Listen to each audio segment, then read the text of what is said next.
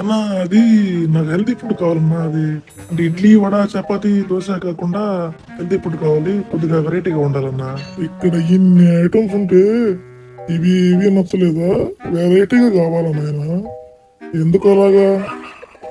అంటే ఏం లేదన్నా, జిమ్కి వెళ్ళి బాడీ పెంచుదాం అనుకున్నాను. అందువల్ల zero fat, zero cholesterol, zero sugar ఉండే విధంగా హెల్తీ ఫుడ్ కావాలనుకున్నాను. అంతే, మీరేమనుకోబాకండి. సరే, కౌంటర్లో వెళ్ళి డబ్బు కట్టేసిరా.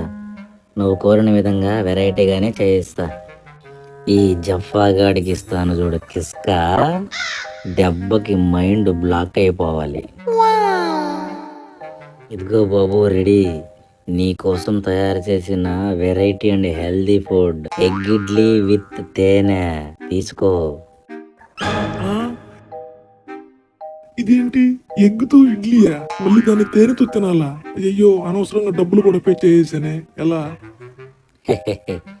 నీలాంటి టమాటాలని రోజుకి ఎంతమందిని చూస్తాను. నా కడని అసలు రొట్టెదవా.